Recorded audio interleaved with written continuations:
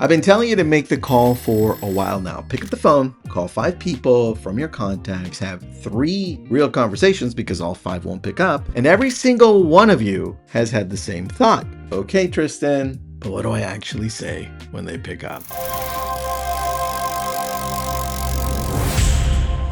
So today I'm going to tell you, word for word, the opener. The silence right after can get uncomfortable, especially if you have the wrong question or the wrong approach. The question that gets a past client to spill their whole life to you, well, that's what we're going to talk about. And the one moment in every call where 90% of agents just blow the whole thing.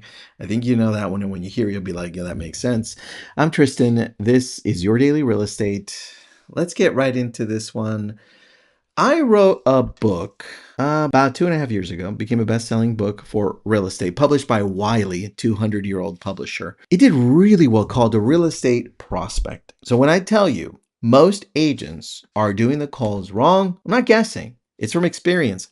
I've done thousands of calls.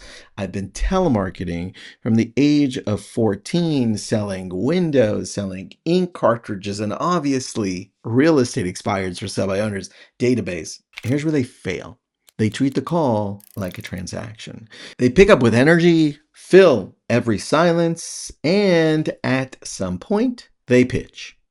That's why nobody calls them back, or that's why people look at the phone and say, oh, it's so-and-so. I'm not going to pick it up. The client felt the ask coming the whole time, and they were hoping that you just wouldn't ask. Because the real call is the opposite. It's a check-in with curiosity, not a pitch with permission. You're not calling because you need business. No, you're calling because they exist. Now, here's the playbook. The opener. Throw out, hey, just checking in, just touching base, which you've heard me say many times. Please stop saying that. Hey, just checking in to see if you know anyone looking to buy or sell, or thanks. Listen, if you know anybody who wants to buy or sell, I love referrals. Some stupid thing like that. That's begging dressed up like networking. And that's not what I want you to do. So instead, hey, Maria, it's Tristan. No reason for a call. You were just on my mind. I wanted to hear your voice. That was it, right? Now, that can work with certain clients that you're connected to that actually hear you and them talk all the time and you're thinking about them. That doesn't work as well with somebody you haven't talked to for a while. So with that, it's more like, hey, Joe, hey, Joanne, we haven't met for a while. You guys want to have some coffee next week? Or, hey, Joanne, like what we talk about with the directory. Hey, Joanne, hey, Joe. Listen, I just updated the directory, added an electrician and a new plumber. I'm going to send that over to you. You want me to email that or text it to you? And when you ask, do you want me to text it or email it to you? It's okay to stay quiet. Don't fill the silence. Just let it sit. See, the agent who can sit through 3 seconds of quiet, they win.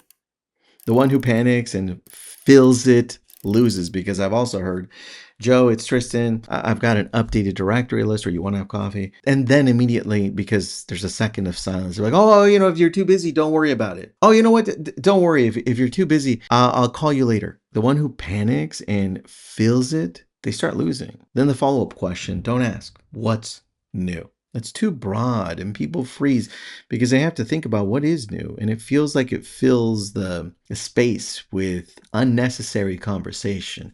Ask something specific you remember. How's the kitchen remodel going? Did your daughter end up at State? One specific question, and they'll tell you their whole life for the next 10 minutes, but you have to open it up with a specific question. You just listen, and if you can't remember anything, that's what your CRM notes are for. Remember, if this is your core past client core sphere, what was it, last week or the week before?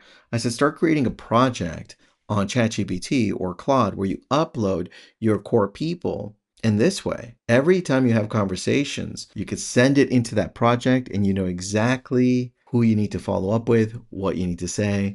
Because if I'm talking to Joe and I've got him in a project in Claude, I just type in, hey, I'm going to talk to Joe. Where did I leave it off last time? Click, and it says, oh, this is what you need to talk to Joe about. If you reach out to him, talk about his dog, talk about his daughter, right? The CRM world is very different now. So 30 seconds of homework before you dial changes the whole conversation, especially if you tap into AI. Now, the trap, at some point, they'll ask, how's the market? They do every time, especially in person when you're having coffee. Now, if this is a phone call like I want you to do, and right here is where 90% of agents, they kill the call. They flip it into market update mode, rates, inventory, median price. In 4 seconds, the human moment is dead. They didn't want a market update. They wanted to feel like you cared. Here's what you say instead. Something like this. Honestly, it's crazy out there. Now, if it isn't crazy, don't say it, right? If it's even, just say, hey, look, it's pretty even. But if it is crazy, honestly, Joe, it's wild out there. I'm watching it every day. But I didn't call to talk shop.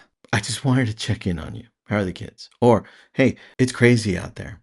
Homes are selling fast, or homes are taking a while to sell. But Joe, listen, I want to make sure that you're taken care of. I've got this directory and I update it. I'm going to send it over to you. Is it okay? Or, Joe, I'm checking in on you. How are the kids? And you acknowledge the question, you answer it quickly, but you don't pitch. You hand the ball back to them. You revert back to them. You play a ninja here. Then you close it really cleanly. Good to hear your voice. Let's not let it go this long again. Something like that, right? I'll check in a few months. And if anything comes up, you've got my number. Or like I like to do, if it's a past client or sphere, I usually say, hey, let's have coffee. Hey, I'm not sure if you're here next week, but I'm probably going to stop by. I'll bring you coffee. You don't have to just tell me who's going to be home. I'll text you beforehand, and I'm going to stop by Ragamuffin. I'll drop it off. Or you can end it like this, and then right after, you're going to grab your note card, you're going to send it over, or you're going to go to handwritten, type up the note, and it's going to write the note card with a pen. Don't end it with, oh, by the way, do you know anyone? Just a clean human goodbye. Here's the part nobody tells you either, or at least you don't hear enough. You don't make these calls to get business. I know, shocker, crazy, right? No, you don't. You make them because they're just the right thing to do. It's your duty to connect with people. The business is a side effect. The moment you make them because you need the business, your clients can feel it through the phone. They can feel that you're hunting. And I want you to understand that the people that are winning here, it feels like you're just visiting them. So stop hunting. Stop going all out on your database. That's not the way to approach them. Start visiting them. So test it out today. Pick one person. Go max 5. Easy. And you're probably only going to reach 3. And if they're close, you're probably just going to end up texting them if they don't pick up because they're busy. So connect with them there. And remember, do not pitch them. You're visiting them. You're not hunting them. You've got to change that. And some of you are great at it. Anyway, if you think this hit, please share this with somebody you think needs to hear this. Thank you for being here. Subscribe, and I'll talk to you tomorrow.